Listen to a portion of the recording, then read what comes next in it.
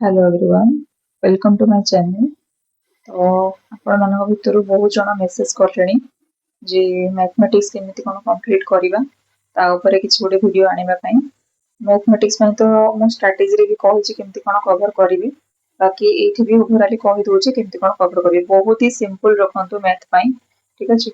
Math रे दीटा जिंस अछि कोन concept first clear हेबा दरकार आ क्वेश्चन प्रैक्टिस, ए दीटा ही माने मेन सबुटो आपण केते स्पीड रे क्वेश्चन प्रैक्टिस कर परछन्ती एंड को टॉपिक रे जदी होउनी ताको से कांसेप्ट को क्लियर करिया पड़िबो, ए दीटा जिंस।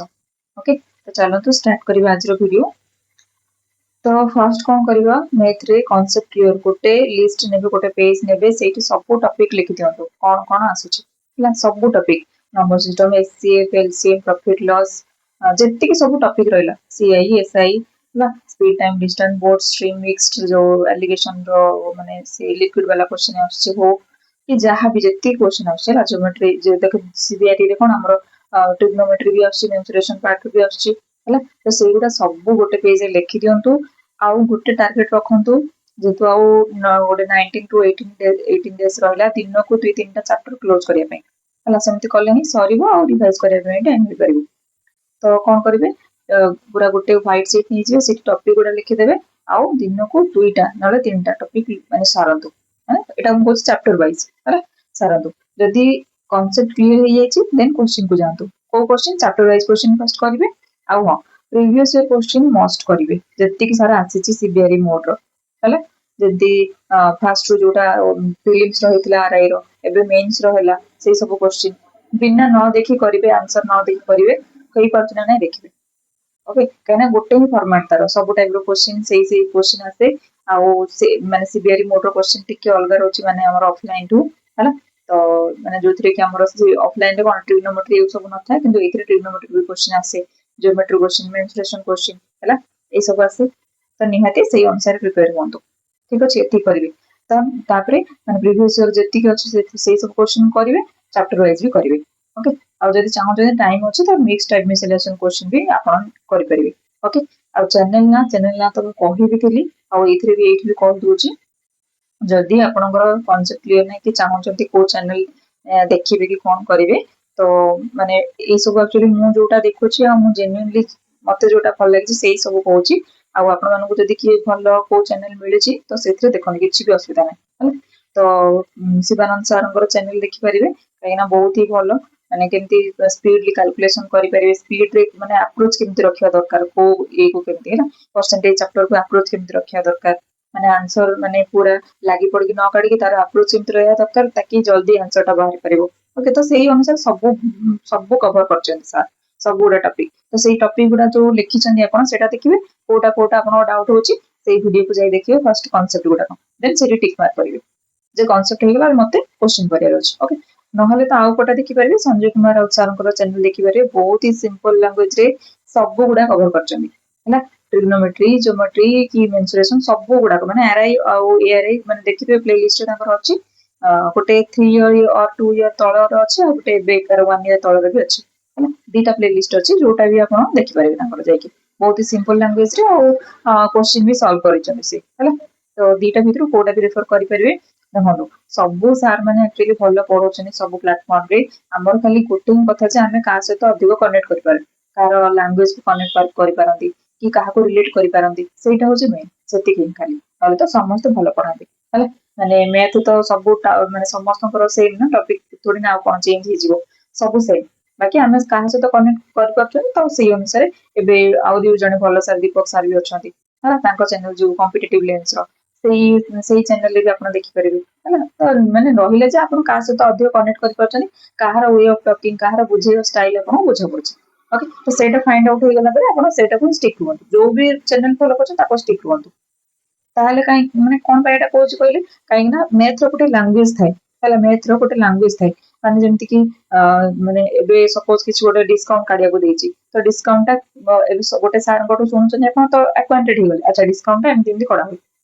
बुझ परछन। तो एई छोटिया छोटिया जिंस गुडा को आपण फिक्स करंतु कोड फॉलो करिवे। ओके, देन होची कोन माने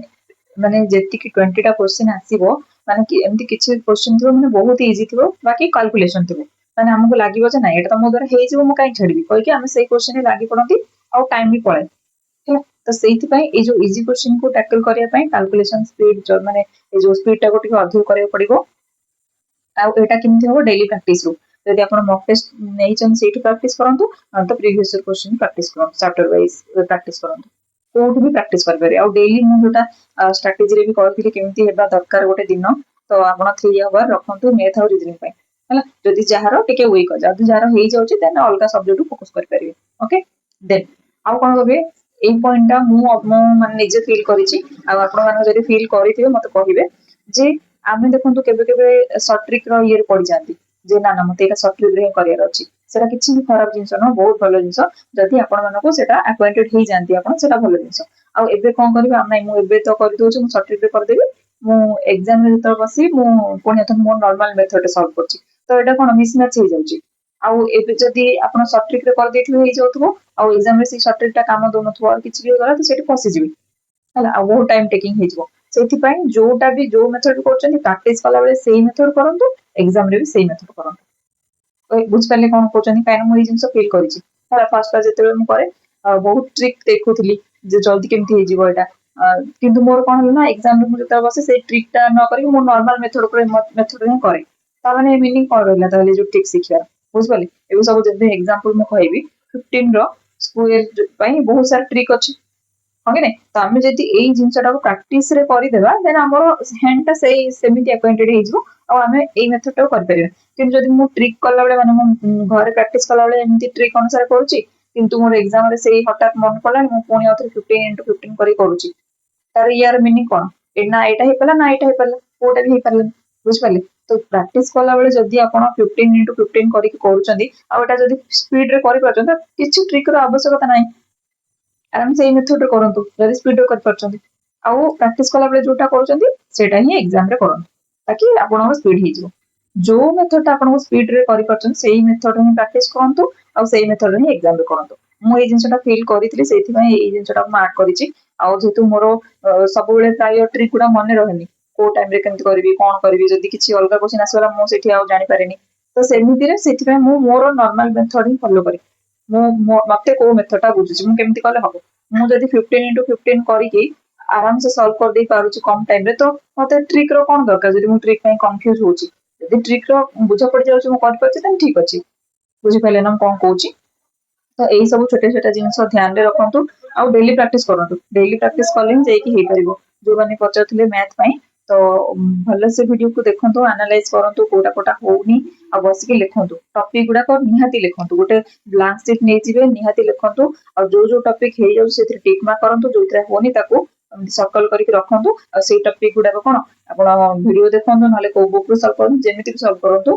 बुझी साला पे क्वेश्चन प्रैक्टिस करंतु देन प्रीवियस ईयर लगांतु ओके एतिकी ही माने आउ किछि नाही आ पे एडा ही करी हबो ओके तो जदी भलो लागि चैनल को निहाती सपोर्ट करिवे आउ जो जो वीडियो ऑलरेडी आसी से सब को सीरीज गुडा को कंप्लीट करंतु से सीरीज टा सब बेले माने हमर एग्जाम सरिया पर्यंत कंप्लीट रहिबो आ सेटा जेमति कंप्लीट करिवा हम देखि ओके